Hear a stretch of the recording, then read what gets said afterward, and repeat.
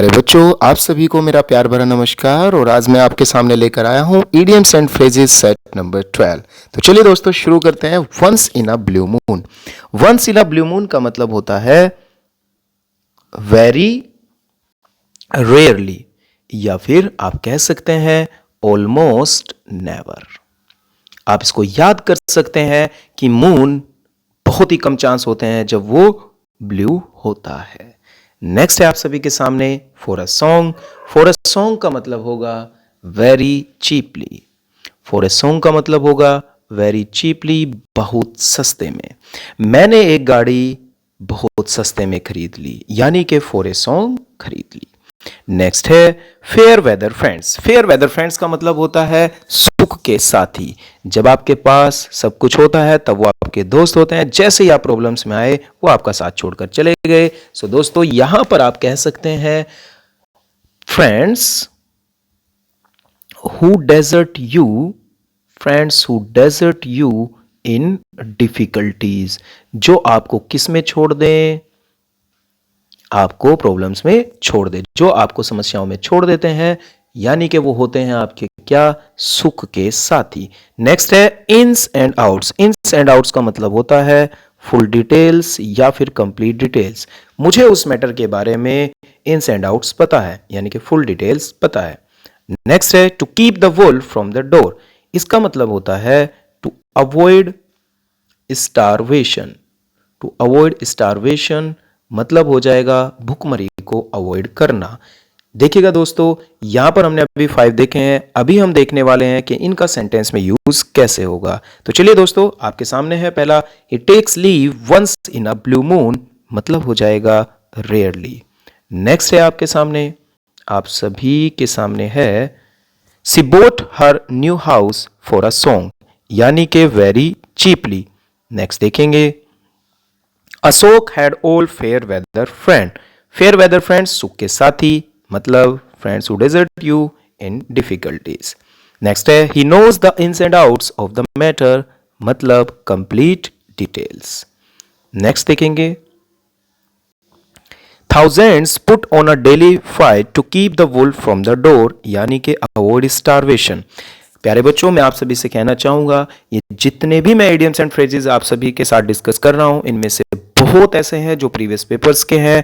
और आपको ये भी पता होगा एसएससी बहुत ज्यादा क्वेश्चन पूछता है प्रीवियस पेपर से, और कुछ को मैंने अपनी तरफ से नए मैंने सिलेक्ट भी किए हैं। सो अगर आप ये कंप्लीट सीरीज करेंगे, सो वोकैब सेक्शन में जहां कहीं भी इडियम्स एंड फ्रेजेस आते हैं, चाहे वो स्टेट लेवल का एग्जाम हो, चाहे वो सेंट्रल लेवल का एग्जाम हो, आपको बहुत हेल्प मिलेगी।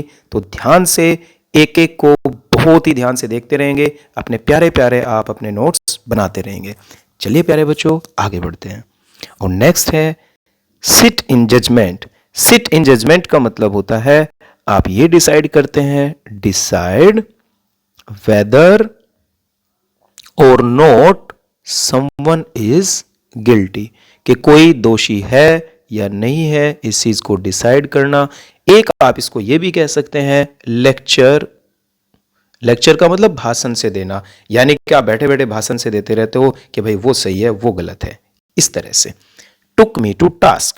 टुक यहां पर आप देखेंगे वर्ब की सेकंड फॉर्म है, और अगर दोस्तों ये सेकंड फॉर्म है तो आपका जवाब भी सेकंड फॉर्म में आएगा। अगर ये फर्स्ट फॉर्म होती तो आप जवाब भी फर्स्ट फॉर्म में देते। सो टुक मी टू टास्क का मतलब हो जाएगा क्रिटिसाइज। एक बात अगर सेकंड फॉर्म में है तो मैं सेकंड में ही इसको जवाब दे देता हूं, क्रिटिसाइज।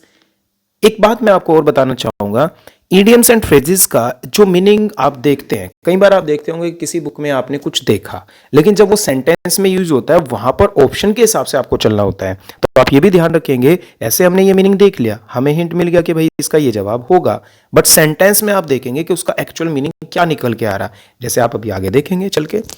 नेक्स्ट है पासिंग द बक।